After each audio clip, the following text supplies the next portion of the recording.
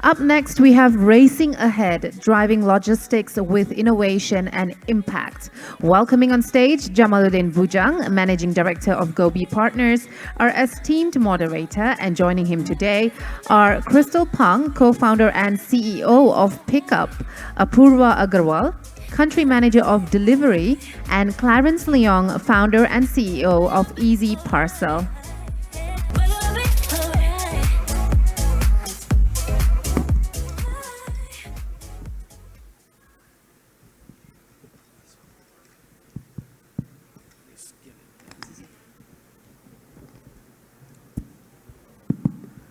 Good afternoon, everyone, and thank you, Wal Digital, for inviting us to this event. I'd like to. I believe this is the second last event for the day, so I suppose everyone is kind of like more relaxed, I guess. Thank you. Okay. We have three panelists, panel members. Each one come from different countries, so. You have a good, you will have a good insight on how each company operates in their own market. Over that side, we have Apoorvaa Agarwal from Deliveree. She's been with Deliveree since 2020, right? And from before that was Zilingo from a second. She looks after the Indonesian business of Deliveree. And in the middle, we have Crystal Pang from Hong Kong. She's a co-founder of Pickupp. She's been in the business since 2017. Is that correct? Okay, and they have main market is in Hong Kong, and of course we have local hero here, Clarence Chan, who's been in business, who's an engineer, start off with, and been in business since 2014, right? Now, before I begin, I just want to touch on some background on all these three companies as a whole.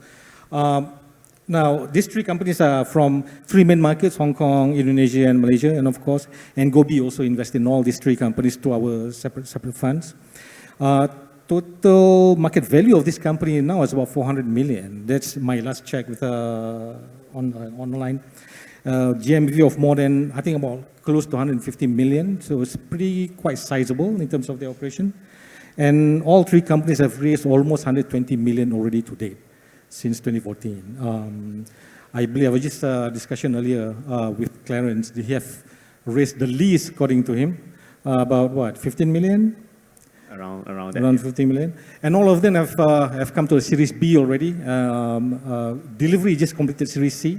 They raised 30 million recently. And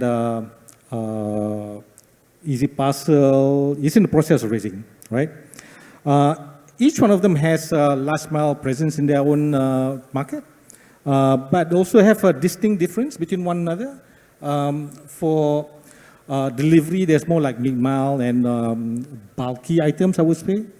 And for Pickupp, it's more, they have quick commerce as well, which both two don't have.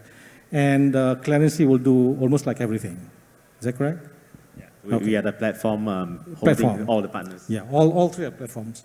Right. Now, maybe I can just begin this for all three of you. As you know, I mean, the e-commerce started back in about 10 years ago. In fact, Lazada has been this 10th year. They started off 10 years ago. Since then, the market has done very, very well. I've never done like buying food online until COVID. Of course, started to buy stuff online from Shopee, Amazon, before that. So since then, the e-commerce has really shot up and done very, very well. In fact, it's done very, very well even during the COVID period. So a lot of companies came to the picture. A lot of more new companies. I'm sure there's a lot more out there, even here in Malaysia, to a point where now it's post-COVID, right? And it seems like the market has stagnated to a certain extent. I can't say for all countries now, but at least here in Malaysia, that's how I feel it. And there seems to be like excess supply or excess competition. And what we've seen is, I think there could be some expectation on possibly consolidation coming to the way, into the picture. And if that were to happen, then what you guys will be reacting to that in your respective market? Maybe I can begin with Apoorvaa first. Yeah. Sure. Thank you for that, Jamal. So just to start with a quick introduction, I'm the country manager for Deliveree Indonesia, and we are the country's largest trucking marketplace. And we have operations in Indonesia, Thailand, Philippines, but Indonesia is our largest market. Now, I think what Jamal, what you said about e-commerce is definitely something we're experiencing in Indonesia as well. You can see it with some of the big e-commerce giants and their mass layoffs. But it's not impacted Deliveree in any way for two reasons. Number one, we are industry agnostic in the deliveries we do.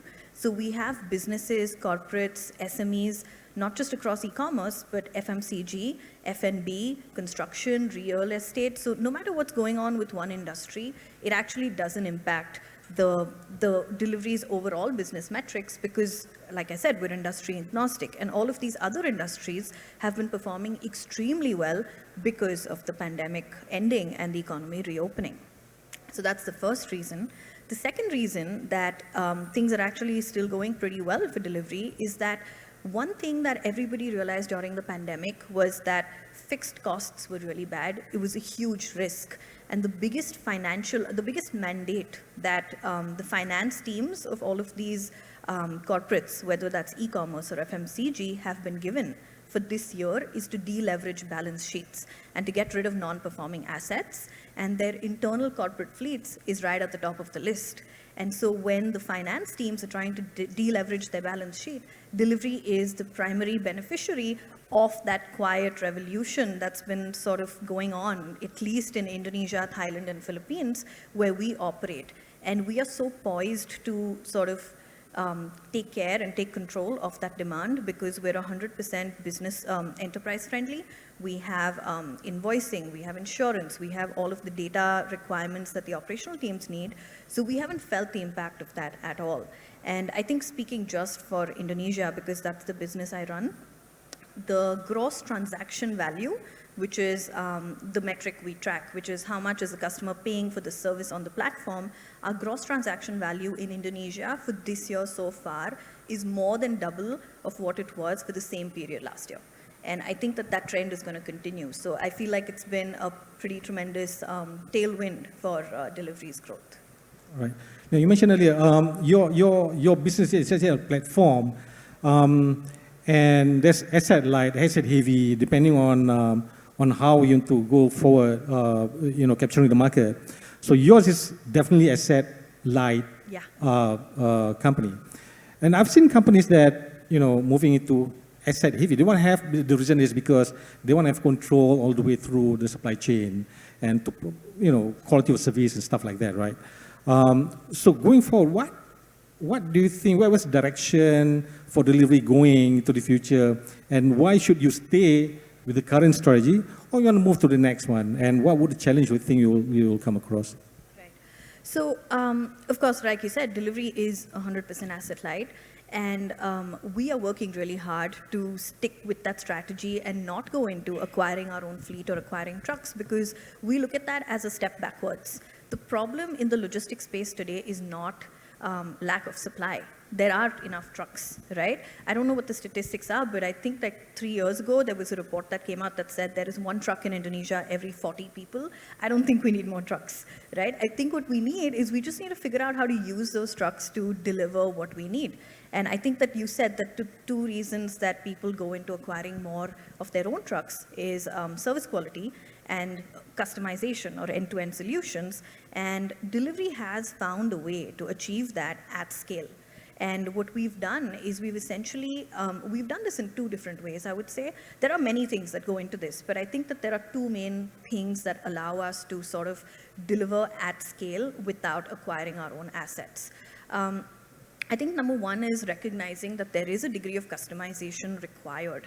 A lot of people think logistics is just driver shows up at the warehouse, loads the goods, drives to the destination and delivers.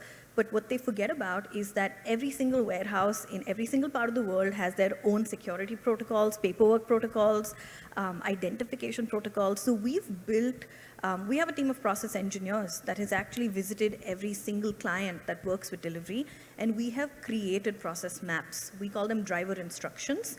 And these are instructions that the driver can follow at every single client that he is servicing. And it gives the client the confidence that even though a new driver shows up every day, they're not going to have to repeat instructions. And it tells the driver exactly what he needs to do. So our driver could do 3 bookings a day. The first one, it could be for an FMCG company. The second one could be chemical lubricants. And the third one could be F&B. But for every single thing, he knows exactly what he has to do and where he has to do it. And the way we design this is so modular that the same instructions can be mixed and matched. It's like playing with Lego blocks, right? It's just about how you stack them. And so we've done this, and we've created, I would say, about 8,000, 9,000 of these process maps, and drivers just follow it for the booking that they're doing. So that's the first thing we've done. And the second thing we've done is we've also given clients the ability to ask for certain customizations through the process of extra services. So these are modules essentially. Right. And when the driver or when the customer is creating the booking, they can create the basic, they can book for the basic service, but then they can pick and choose. So they might say, hey, I want my driver to be vaccinated, or I want my driver to bring safety equipment because, you know, it's construction material, or I want my driver to actually get the paperwork done and use an express mail provider and then ship the documents to my finance team's head office. So this is one of the reasons why people then say, if I have my internal fleet, I can train them to do that. We've achieved that at scale by using our driver academy. And so we have, I was listening to the panel earlier today about Carson, and I think that what they've achieved is pretty commendable as well. And I think that what we've done is fairly similar in that sense, where we have an academy where drivers can get trained on up to 15 different modules. And each module activates a new level of booking for them. So the more modules you've done, the more bookings you have access to, the more customers you can basically cater to. And our retention speaks for itself, I mean, our numbers. So our retention on our business customers, over 80% of them have stayed with us for a long, long time because they've trusted that service quality. And drivers, of course, they've stayed with us as well because they're able to get so much more earnings. Because no matter what's going on with the industry, they know that Deliveree's always got enough bookings for them. So I don't think we will ever go towards acquiring our own assets. So when you say the customers are very, very loyal, that more than 80% retention, it's only in which country now you're talking about? I'm talking about all 3 countries because I think one thing that we've learned is that with consumers, even if you screw up on their delivery, you give them a refund, you make it up to them, you apologize, they'll come back and try you a month later. Yeah. With the business, you can't screw up. So I think that once we've figured out our operational problems and issues over the last 3-4 years, we've seen massive growth and loyalty across all 3 countries. Okay, that's good. All right, now moving on. Hong Kong is a very interesting market. I think Pickupp has been around for quite a while. And one of the distinct things that Pickupp has is you are into quick commerce. Now, based on my experience, quick commerce is a very tricky market. We have invested in similar company back in Pakistan, and they didn't do well at all. But that's for some good reason, not because of the business, but because of other things. But correct me if I'm wrong. The way I see quick commerce is very, very tricky, very difficult to manage. And maybe it applies to only certain countries or certain companies that has the right ingredient to make it happen very well. I couldn't find that many examples that the company has been very successful in quick commerce. And my question to you is, what makes you think that this is the way to go forward in the future, and how are you doing it differently compared to others, and knowing all the risk that comes along with that kind of business? You know, how can you scale up? Yeah, this is a very good question, and maybe before I deep dive into that, a very quick introduction. What we do, Pickupp is a logistic tech platform. We operate in Hong Kong. We also have a pretty big exposure in Singapore, Malaysia, and also Taiwan. We're asset light. We do not own anything. So what we leverage is really using technology. We create what we call a decentralized supply chain network as a service, and we help brands and we help e-commerce to move things from one place to another in a very flexible manner. So this is what we do. And going into quick commerce, I agree that, and the two observations that I have, there's one type of quick commerce, which I think all of us are more familiar with, which is, the food and groceries deliveries during lockdown. And it's also, the consumer drove it because you want things immediately, you cannot move. But now, without any of these movement restrictions, then it's only normal that retail will rebound. And I think it's very serious when people need to look into what enables the consumer behavior. A lot of consumers, they want things fast, they want things delivered in a cheap manner, and they also want things being very flexible. And they want all, right? They want it Not all. two out of the yes, three, right? They want it all, which is, I'm a consumer as well. Yeah. I believe in that. But it is the ultimate desire, which is the brand or the seller, they want to stay competitive. And how do you stay competitive is what fuel the e-commerce, right? The logistics. The logistics is the platform that will enable that. And if you look at logistics, a lot of the startups, at least for Pickupp, right? We don't exist that we want to be functional only, moving things from one end to another. We talk about the technology that we want, and we want to make sure we have the right kind of predictive analytics, people who want to look into different types of selling, whether it's omni-channel, whether it is micro-fulfillment, so that you can be flexible. It can be a very good network, and it can satisfy the need of the consumer. So that's the first observation. These groceries and also food deliveries, they need to look into the backbone, what needs to be changed fundamentally. And the second observation I have with quick commerce is also the silent rise of a different need. One is direct-to-consumer type selling. When we were in lockdown, you start to realize that there's a model that you can pivot to, which is direct-to-consumer versus indirect selling. Right. Any brand, any social commerce, they can talk about, I have an IG page, I'm on TikTok. If I have a following, I can sell. I can be a brand. Yeah. I can do anything. So what they lack is actually the right kind of procurement team that an MNC has, which they don't. But it is a platform, the logistics, that is tech-savvy enough to help them work out freight forwarding, fulfillment, and then sorting, and then the last mile. And when you make the comment that it is very difficult to break, especially in Southeast Asia, I agree. Think US. If you want to move something from New York to San Francisco, you need to find a truck. The truck driver probably need to drive for a few days, but it can happen homogeneously without doing anything different. But let's say you're a seller, you're in Malaysia now, you try to sell to Indonesia, and then you don't even have a physical store. You probably will have to go through going on a plane, going on a boat, and then sorting and everything. So yes, this is very difficult to break, but I think a lot of this investment is actually going into the logistics part, which is to crack this. Right. Now, on quick commerce again, do you think it only works in certain places, right? Hong Kong, or probably Singapore for that matter, but it probably doesn't work in other countries or places with certain characteristics within that country? I think quick commerce can happen. Everywhere? You mean everywhere? It can happen everywhere.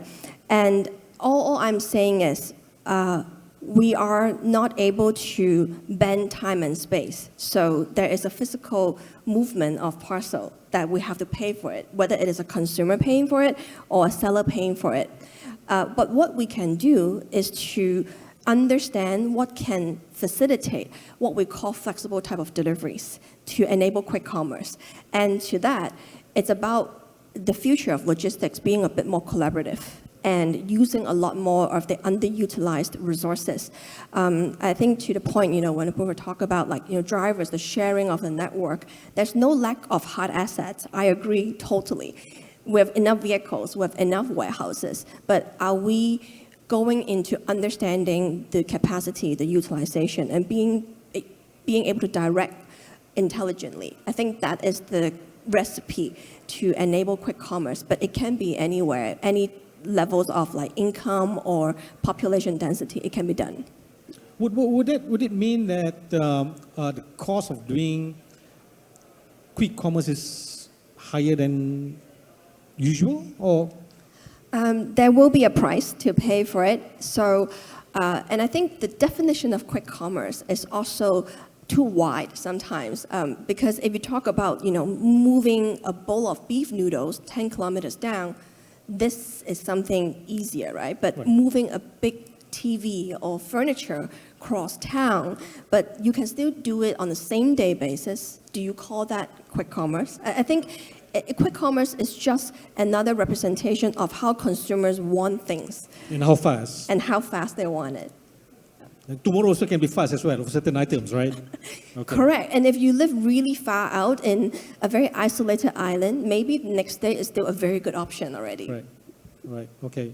I was thinking about quick commerce is like pizza, right? You must be delivered within 30 minutes, and if you you cannot do that, you get discount, right?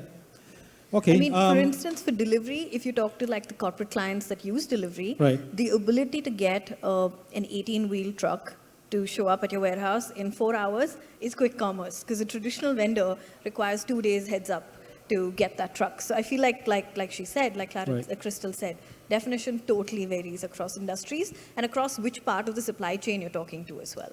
Yeah, but saying that, right, why is there any definition of quick commerce when it's all your intention to deliver as as fast as you can? Well, to me, I think this quick commerce is just how brands or even FMCG try to stay competitive. If there's no ask, if everyone didn't have this touch or experience of you push a button on the app and then things appear at the door, if you never had that, then we are still very used to walking out and doing things. But now that you've experienced that, then you want everything to be done quickly. So I don't think there's any going away. It's about how we crack that and figure that out with time. Yeah, it reminds me of that Ronnie Cheng's video talking about Amazon delivering even before you start thinking about it. That's how fast you want to be, right? That's true. Okay, Clarence, now you're probably one of the, among myself, companies that have received investments from a strategic investor.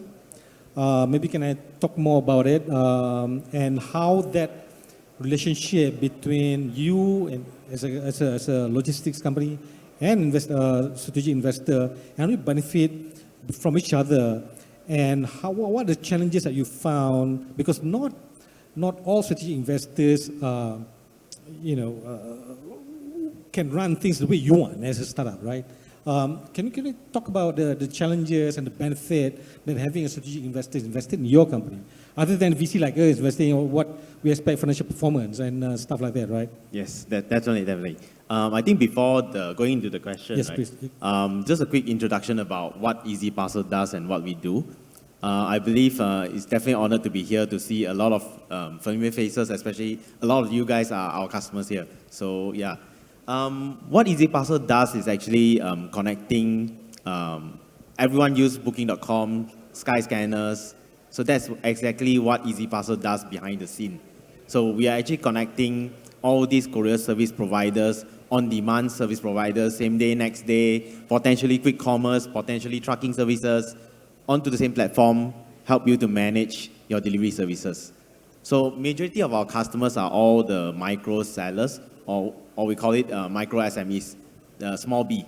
So these are the sellers which is under-tapped, underserved, which is, if you look at the big players, big boys, they always have their VIP customer service to serve them. So with EasyParcel, this is the reason why we existed and the value we created for all these micro sellers, especially people who sell on like TikTok, social, Facebook, Instagram, WeChat. So these are majority of the customers group that we are serving today. Currently, we are now in 4 countries: Malaysia, Singapore, Indonesia, and Thailand. And we serve more than 1 million of them across all these 4 countries. So they are all everywhere, all scattered, all are very small ones. And that actually created a lot of values that we have been building the tools behind the scene in helping all of them. So coming back to the question as in Jamal asked earlier on, right? Like, strategic investor.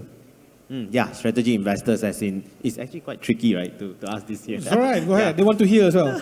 So we managed to secure our Series B round back in 2019. And that was actually happened together with Gobi Ventures and also Teleport by AirAsia. So that happened with reason behind the scene. And that is actually way before the pandemic, probably a year before the pandemic actually hits. So the intention behind the scene, why we actually have this kind of collaboration is definitely everyone understands Teleport business model as in AirAsia, they have belly space.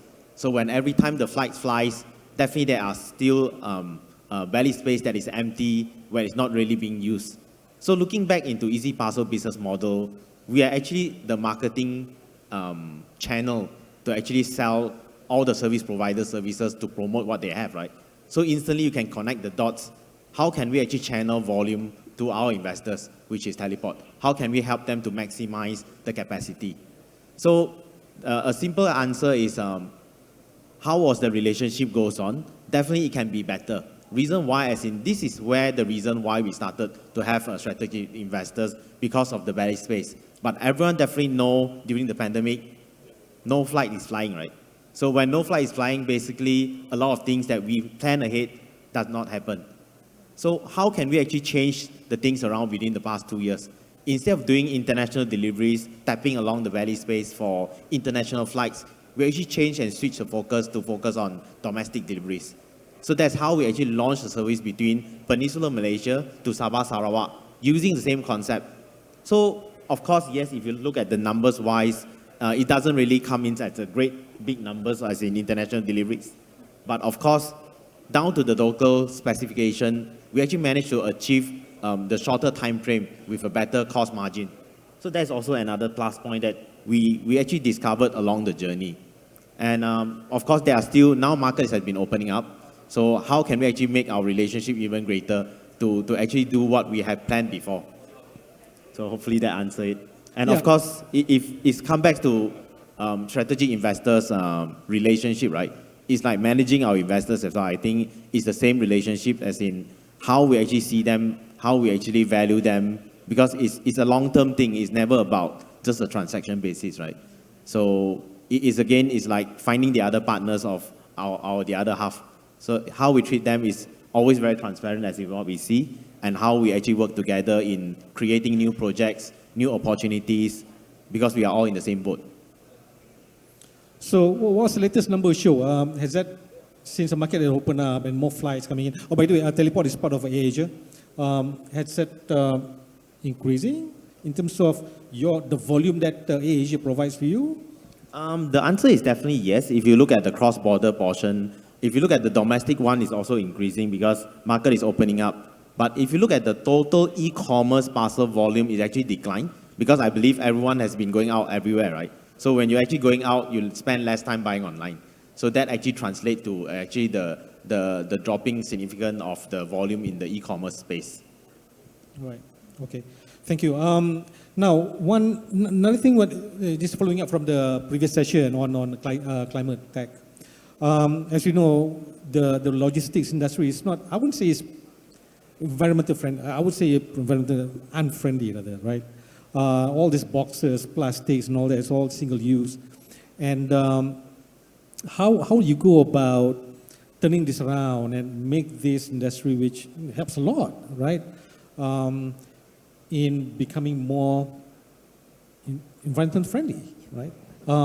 That's one thing. The other thing is, now the use of technology, you know, in my mind, probably the most ideal would be, you know, everything will be relying on robots at the warehouse, and then eventually all these parcels, goods will be delivered by, you know, autonomous drivers using electric, and then for the last mile you got stuff, you know, this same machine delivered to you. I would suppose that is the most ideal, right?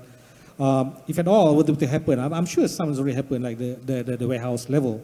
When do you think will come to the picture? So there are two questions here. Number one is on the environmental friendly and also on the tech side. Sure, I can start. I think in terms of the environment friendly, it goes back to my previous answer as well, right? The solution is not to get more trucks. We have enough trucks on the road, and Deliveree's goal is to basically make sure you have fewer empty trucks driving on the road. At any given point, for instance, even right now, if you think about all the trucks driving on the highways of Indonesia, at least 50% of them are driving back empty from destination to where they had originally picked up goods. Yeah. And the reason for that is because this whole industry is just so fragmented. So every customer has their own driver, and every driver has their own individual customer network. And so when they go from point A to point B, they have no way of getting back to, from point B to point A. Right. The way Deliveree is solving this is by making a huge play into big data, because we feel that for better and better utilization of the existing trucks, especially given, because we were talking about quick commerce, customers are booking trucks in the last minute and they want the trucks quickly. So what we've done over the last couple of years is we've started building our AI brain, and what it's doing is it is essentially helping drivers get more bookings well in advance and optimizing their schedules so that they spend very little time waiting for their next booking, and the next booking is very close to where they are right now, to the point that even when they want to come back home, they can just click on go home within the app and we'll give them a booking that brings them back home. So I think that honestly, I can't think of a more environment friendly play in the logistics space in terms of what Deliveree does. The second thing that you spoke about in terms of towards EVs and clean energy and things like that, I feel like a lot of that will be dictated by investments that the government in each of these countries make. Right. Because I feel like the people who are in charge of these, or the people who form the logistics industry, is these trucking companies and the vendors and the carriers. And I think that for them, it's going to come down to what support system exists around them, because they will adopt anything you ask them to adopt, as long as it still means that they have enough money to take back home to their family. So I feel like it's honestly really at this point very difficult to put any pinpoint, at least for me, even from Indonesia's perspective. Yeah. Actually, I cannot agree more to that kind of approach. It's actually very similar, how Pickupp is tackling this issue. When it comes to ESG, I always think that this is not like a box ticking exercise. You actually need to really think through and have longer term strategies. So going back to how you talk about the technology, so there are three things that Pickupp is doing, and we want to spend more time doing it. And the one is really trying to use the batching engine and make sure that when you have things going out, when you say even it's quick commerce, are you able to identify on the way and consolidation, which is dynamic, so that you can remove duplicate trips from a same biker or from the same driver. And I think this is crucial, and also the technology that will prioritize. If it is a truck moving, can you make sure there's a full truckload before it moves? Or if it's like something very light, very easy, push it to someone who's riding a smaller vehicle so that it's a lot better, right? And then the second thing, and talking about like government or even macro regulations, we have deployed what we call high-density walker priority model. I think this is distinct in places like Singapore and Hong Kong. In fact, over time, we've saved more than 1,000 tons of CO2 by employing this model. Good. Yes, we actually have done studies on it. And we also work with mass transit rail in different cities. We set up micro-fulfillment nodes in these dead spaces in train stations. Not only that, we can help faster collection and faster deliveries. We also are exploring ways to do greener middle miles, which is in the early phases. And then lastly, packaging. I think we cannot take away packaging, unfortunately, in the logistics space, but we do offer our clients or even brand who's conscious about like earth or eco-friendly, different types of packaging. At least they have a choice. If they want the brand to be perceived as sustainable, at least they can choose at these micro-fulfillment nodes to use that as opposed to something a bit more polluting. So I think at least in the logistics space, there are a lot of startups like trying to make an initiative and just to be a bit more sustainable. maybe you can ask them to return back the packaging when they send their next package, right? And give them some sort of discount. Yeah, yeah. We even asked them, like, is there a way we can remove the printing of waybills? Right. As you know, instead of having everything printed, can we just have like a very small code? It actually helps a lot. Yeah. Yep, just to add, right, for example, what they have been doing is more on the provider side. So what EasyParcel does is actually from the merchant side, people who sell. So how we actually do what we done is, like example, what Crystal shared, right? How can we reduce the printing of airway bills? So we managed to crack the code by, as long as you can book online and then just write the tracking number with a pen and paper, or even just the tracking number itself with a marker pen on a parcel itself, basically you can get the parcel delivered. So that's how we actually do it from the merchant side, as that's one of it. Of course, there are still many, many more. We call it paperless delivery. So because we definitely notice, right, if we start from the merchant side, definitely there are still a lot of saving behind the scene to make sure that it's really like sustainable moving forward. And working together with all the partners who is doing the groundwork on the ground, that's how you create the ecosystem together. All right, thank you. I think that's probably the amount, the time that we have until, I don't know, we're going to open the questions from the floor, or we just end here? All right, if that's the case, thank you very much. Thank you to the panelists for being here, and thank you, Wild Digital, for inviting us here. Thank you. Thank you, Jamal and fellow panelists.